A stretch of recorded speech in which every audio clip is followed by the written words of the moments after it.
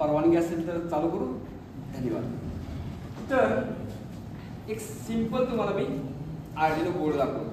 ठीक आहे, म्हणजे तुम्हाला डेव्हलपमेंट बोर्ड कळेल. ठीक आहे, तर याच्यामध्ये हा जो ब्लॅक कलरचा जो आहे आयसी, तो आयसी आहे बघा, मेन कंट्रोलर. ठीक आहे, आणि या साईडला जर बघितलं वरच्या बाजूला या साईडला एक एसटी डाव्या साईडला बघा इथे डीसी जॅक वगैरे आहे, त्याच्या एक रेग्युलेटर वगैरे आहे.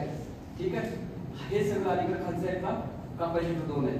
तर हे म्हणजे काय तुमचं पॉवर सप्लाय, म्हणजे आपण जीव टाकलाय. ठीक आहे, त्याच्यानंतर जर तिकडे चकचकीत जो आडवा पार्ट दिसतो त्याला म्हणतात क्रिस्टल. याचा उपयोग काय होतो तर आपण ब्लॉक सर्किट देतो.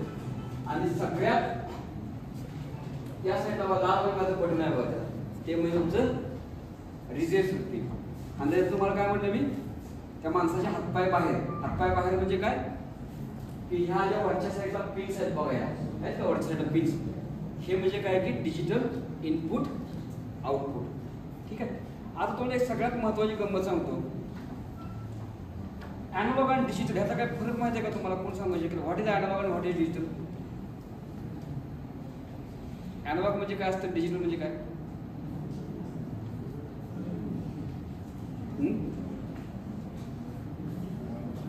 कशाला अॅनालॉग म्हणायचं, कशाला डिजिटल म्हणायचं? आवाज ऐकतो? हॅलो, आला वाटतं. अॅनालॉग कशाला म्हणायचं आणि डिजिटल कशाला म्हणायचं?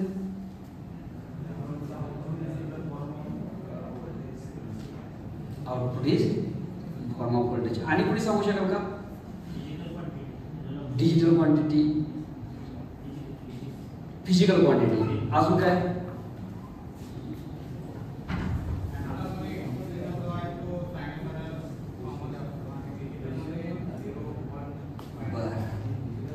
ठीक आहे, चला तुमच्या आज कन्सेप्ट पूर्णपणे मुळा सकट आपण क्लिअर करून टाकू. खरं सांगू का, हे पुस्तकामध्ये वगैरे दिलेत ना कन्सेप्ट, म्हणजे हे खूपच म्हणजे आता आजकाल चुकीचे आहेत बरं का. तुम्हाला पुस्तक जर खरं जर कन्सेप्ट जर शिकायचे असलं ना तर 1980च्या अगोदरची पुस्तकं वाचायची, जास्तीत जास्त 1990.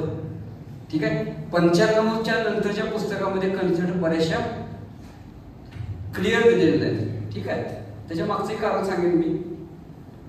आता मी तुम्हाला सांगतो जे कुठल्याही पुस्तकात दिलेलं नाही. ठीक आहे, दोन्ही गोष्टी एकदम सिंपल आहे. आणि तुम्हाला मी सांगितलं ते म्हणजे युनिव्हर्सल बोलायचं आपण. जसं मायक्रो कंट्रोलरच्या बाबतीत बोललो तसं युनिव्हर्सल म्हणजे which is applicable to all. ठीक आहे, अॅनालॉग आणि डिजिटल मध्ये फरक काय? तर जगामध्ये जे सिग्नल तयार होतात, कुठलाही सिग्नल घ्या. ठीक आहे, सिग्नल, त्या सिग्नलला मिनिमम 2 लेवल असतातच. मिनिमम 2 लेवल असतात. जगाचा कुठलाही सिग्नल घ्या त्याला 2 लेवल असतात. साधं मी हाताना असं हाय जरी केलं तर त्याला 2 लेवल आहे. ही मिनिमम आणि ही मॅक्झिमम लेवल आहे. ठीक आहे, तर डिजिटल सिस्टम मध्ये काय असतं की फक्त मिनिमम आणि मॅक्झिमम लेवल्स आपण कन्सिडर करतो. काय करतो? मिनिमम आणि मॅक्झिमम. मिनिममला आपण 0 ने रिप्रेझेंट करतो आणि त्याला लॉजिक लो म्हणतो. बरोबर? ठीक आहे, मॅक्झिममला आपण 1 ने रिप्रेझेंट करतो आणि त्याला हाय म्हणतो. लक्षात? म्हणजे जगातलं डिजिटल सिग्नल म्हणजे कुठलीही गोष्ट तुम्ही 2 ह्याच्यामध्ये सांगितले की ते डिजिटल झाले. जेवणाच का डिजिटल झाले, हो किंवा नाही? आणि अॅनालॉग म्हणजे काय की त्या 2 लेवलच्या मध्ये पण आपण स्टेट बघतो. ते सगळं जगातलं अॅनालॉग आहे, लक्षात ठेवायचं. आणि ही युनिव्हर्सल आहे, which is applicable to all. तुम्ही काही घ्या. ठीक आहे, ह्या सगळ्याला ॲप्लिकेबल आहे. ठीक आहे, मधली लेवल किती जेवलास आले बघा लेवल अॅनालॉग मध्ये आलो वापरतो. नाही जेवलो, थोडा जेवलो, 2 घास खाल्लं, 5 घास खाल्लं, पोटभर जेवलो, पोट फुटूचं जेवलो, काय झालंय? अॅनालॉग झालं. 5 का 5 डिजिटल. किती टक्के मार्क पडले? आलो का अॅनालॉग मध्ये? कारण मिनिमम लेवल आहे, मॅक्झिमम लेवल आहे. सरांनी झापलं का? हो किंवा नाही? किती झापलं? नाही झापलं. अॅनालॉग सेम कंडिशन सगळीकडे लक्षात ठेवायचं. हे डिजिटल अॅनालॉग म्हणजे हेच आहे. फक्त आम्ही काय करतो ते पुस्तकाच्या कागदावर काय काय डेफिनेशन वाचतो. मला कोणतरी म्हणतंय अॅनालॉग इज कंटिन्युअस सिग्नल आणि डिजिटल डिसकंटिन्युअस सिग्नल. अरे म्हणजे असं कसं काय असणार आहे? म्हणते आपण कंटिन्युटी विथ रिस्पेक्ट टू काय मोजतो? टाइमच मोजतो ना. समजा मी 0चा वर तसाच ठेवला हाय करून आणि चेंजेस नाही केला, माझा कंटिन्यू डिस्कंटिन्यू झाला कसं काय म्हणणार तुम्ही? आणि माझं जर 2च सिग्नल असतील तर तुम्ही त्याला डिस्कंटिन्यू म्हणता कसं? मी 0 तर ठेवलेच ना मी इथं. ठीक आहे, म्हणजे बऱ्याचशा अशा डेफिनेशन आहेत ना ज्या मला पटत नाही. ठीक आहे, तर त्यामुळे कसं आहे की हे जगात हे 2च सिग्नल आहेत, अॅनालॉग आणि डिजिटल. आणि डिजिटलचा उपयोग आणि ह्याच्यामध्ये तुम्हाला गंमत सांगतो बरं का, हाय आणि लो मध्ये हे तुमचा कन्सेप्ट क्लिअर करतो. कारण मेकॅनिकलसाठी तो अतिशय महत्त्वाचा आहे. का की it's not always true that 0 म्हणजे लो आणि हाय म्हणजे 5 व्होल्ट असं नसतं बरं का. कारण आपल्याला एवढे छान सुंदर सिग्नल कधीच मिळत नाही, मेकॅनिकलमध्ये तर कधीच मिळत नाही. ठीक आहे, मग अशा वेळी काय करत असतात की आता जर तुम्ही आर्डिनो बघितला तर ह्या केसमध्ये काय की 0 व्होल्ट असतं, हायला 5 व्होल्टच्या आसपास असतं. थोडं बहुत इकडे तिकडे असं तुम्ही समजून घ्या मला. ते जर तुम्ही जर ESP32 किंवा 86 ला गेला तर तिथं काय असणार आहे, हाय म्हणजे 3.3 व्होल्ट, 0 म्हणजे 0 व्होल्ट. म्हणजे हे प्रत्येक ठिकाणी सापेक्षतेने बदलतं. जसं तुम्हाला मगाशी सांगितलं की टेक्नॉलॉजी चेंज झाली. 1980-50च्या काळामध्ये हाय म्हणजे 48 व्होल्ट असतं. ठीक आहे, तर आता ही कन्सेप्ट सगळीकडे म्हणजे ॲप्लिकेशन स्पेसिफिक ती बदलत जाते. आणि मेकॅनिकलमध्ये काय म्हणतो की आपले जे सेन्सर असतात तेवढं ॲक्युरेट कधीच देत नाही. कधी मिनिमम लेवल म्हणजे आमचे 2 PSI असते, मॅक्झिमम म्हणजे 5 PSI असते. ठीक आहे, आता ह्याला आम्हाला ह्याच्यावर दाखवायचं कसं? म्हणजे आम्ही काय करतो, सिग्नल कंडिशनिंग सर्किट वापरतो.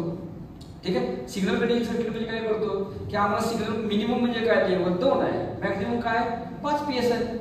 ठीक आहे, म्हणजे मला 2 ला 0 म्हणून दाखवायचं आहे, ह्याच्यावर दाखवायचं असेल तर, आणि 5 ला मॅक्झिमम दाखवायचं आहे. म्हणजे मी काय करणार, 2 आणि 3च्या मध्ये डिफरन्स काय आहे, 3 PSI होता. म्हणून मी इथे घेताना काय करणार आहे, 0 म्हणजे 2 PSI आणि 3 म्हणजे 5 PSI. म्हणजे असं मी सिग्नल कन्वर्ट करून घेणार. ह्याला म्हणायचं सिग्नल कंडिशनिंग. कधी कधी आपले थर्मोकपलचे पण मिली व्होल्ट मध्ये येतात तो. लक्षात, कधी कधी उलट पण गणित असते. म्हणजे इथं कसं असतं की हाय लो कन्सेप्ट इथे पण चेंज होते बरं का. कधी कधी 5 व्होल्ट म्हणजे हाय असतं, 3 व्होल्ट म्हणजे लो. म्हणजे इथं कसं असतं की म्हणजे दुसरी स्टेट, मग त्यावेळी तुम्हाला ते चेंज करायला लागतं. म्हणजे it's not always true that 5 volt म्हणजे हाय आणि 0 व्होल्ट म्हणजे लो. ते तुम्हाला ते करायला लागतं. आणि आपल्याला ऑटोमेशन वगैरे करत असताना ह्या सगळ्या सिग्नलच्या लेवल वगैरे आपल्याला ह्या मायक्रो कंट्रोलरच्या लेवलमध्ये आणायला लागतं. ठीक आहे, आता प्रोग्रॅमिंग. ठीक आहे, प्रोग्रॅमिंग करणं अजिबात अवघड नाही. हा आमच्याकडे भ्रम निर्माण झालेला आहे, खूप मोठा भ्रम निर्माण झालेला आहे. ठीक आहे, आपण कसं झालंय की आपल्याकडे एक लक्षात ठेवा, आमच्या शिक्षण पद्धतीमध्ये एक प्रॉब्लेम मोठा आहे. ठीक आहे, तो काय आहे की तुम्ही एक गंमत बघा. लहान असताना तुम्ही ज्यावेळेस चित्र काढत होता, शिकला असाल तर आपण काय करतो, तर लहान मुलाला आपण शिकवत असतो.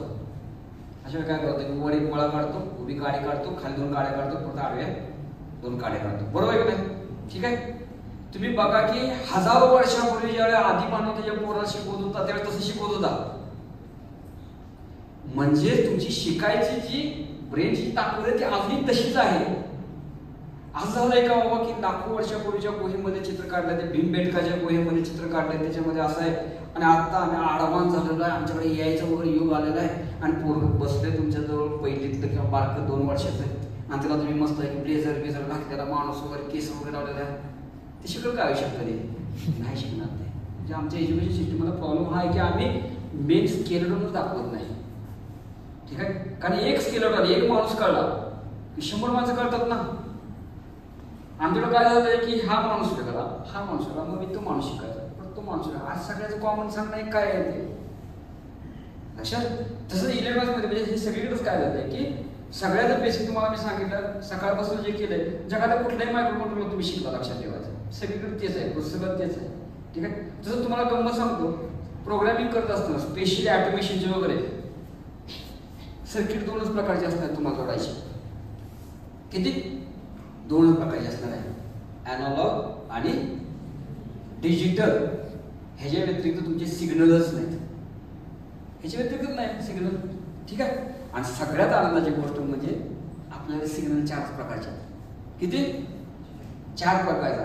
Digital input, digital output, analog input आणि अॅनालॉग आउटपुट. अखंड जगभरात हे सिग्नल आहेत. ठीक आहे, म्हणजे याचाच अर्थ काय की ज्यावेळी तुम्ही एक आउटपुट हँडल करायला शिकता, काय तुम्ही एक आउटपुट म्हणजे जेव्हा तुम्ही सिग्नल हाय लो क्रिएट करायला शिकता, इट्स नॉट स्मॉल थिंग. ह्या जगाच्या पाठीवर, ह्या पृथ्वीच्या याच्यावर जेवढे डिव्हायसेस आहेत जे हाय लो ऑन ऑफ होतात ते सगळे तुम्हाला काढता येतात, पण आपल्याला कधी शिकवलं जात नाही.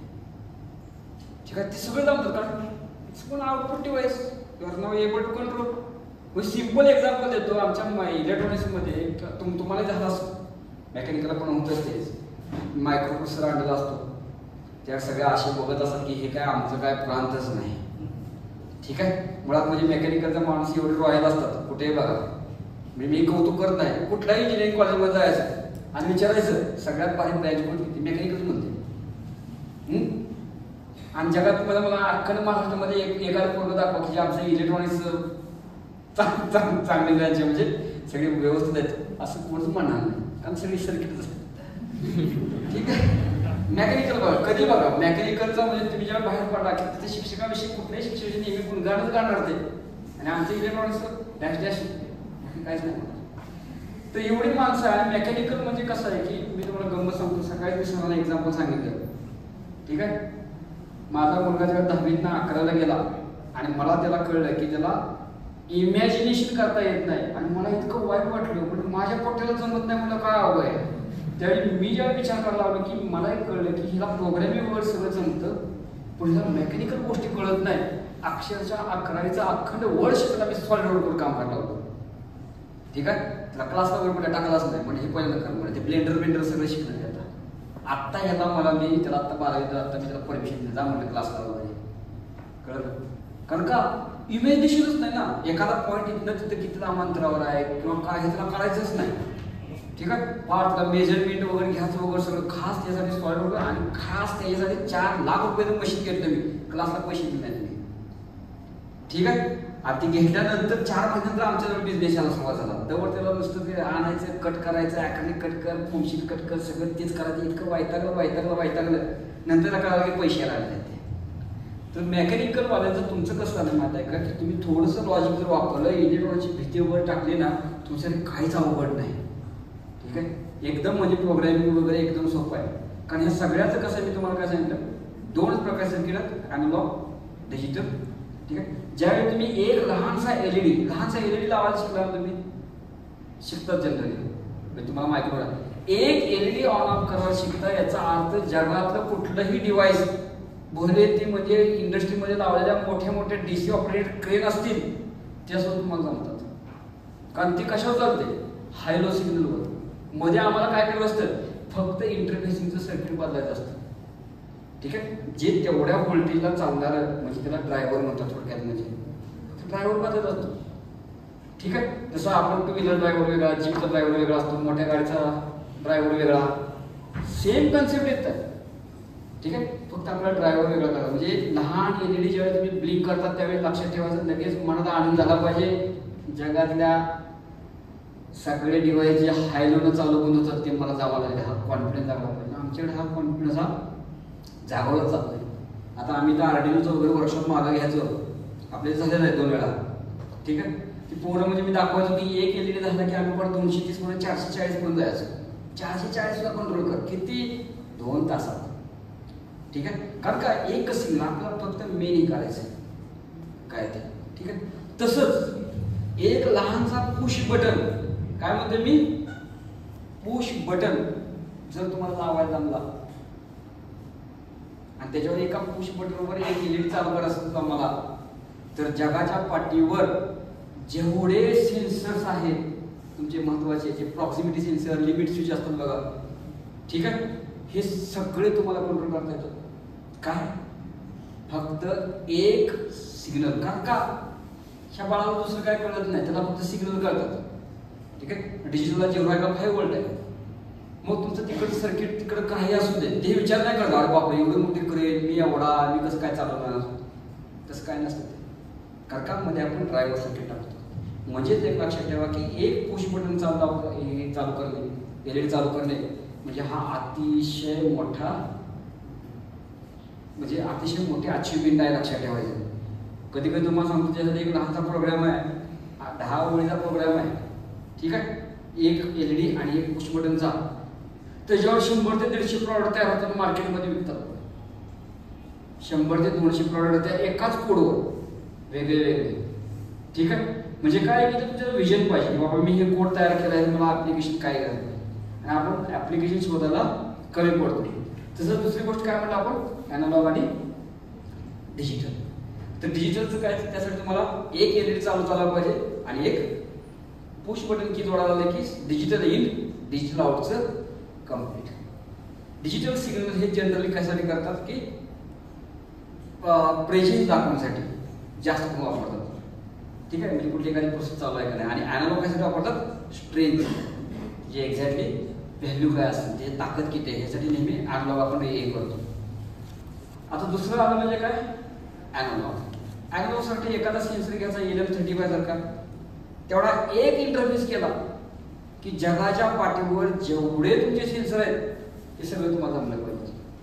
असे म्हणजे जर तुम्ही 4 प्रोग्राम जर शिकला व्यवस्थित मन लावून, तर जगाच्या पाठीवर जेवढे डिव्हाइसेस आहेत तेवढे सगळे जमले पाहिजे बरं का.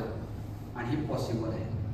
आणि चांगली गोष्ट काय आहे की आर्डिनोच्या IDEच्यामुळं हा जसा डेव्हलपमेंट बोर्ड आहे तसा नोड MCUचा वगैरे वेगवेगळे डेव्हलपमेंट बोर्ड ह्याच ह्याच्यावर करता येते, ठीक आहे. आणि त्याच्यासाठी तुम्ही काही करू शकता. आता आर्डिनोचा प्रोग्रामिंग जसं तुम्हाला मी सांगितलं की तुम्हाला हार्डवेअर डिझाईन करण्यासाठी 3 स्टेप आहेत. जीव टाकायचा, हार्डवेअर चालू करायची आणि चलूट कामाला लाग म्हणायचं. तसं आर्डिनोमध्ये प्रोग्रामिंग करण्यासाठी फक्त 3च ओळीचा मंत्र आहे, तेवढा केला जगाचा कुठल्याही कंट्रोलवर काम करायला सोपं झालं, ठीक आहे. आता हे नाही काय व्हाईट बोर्ड वगैरे नाही,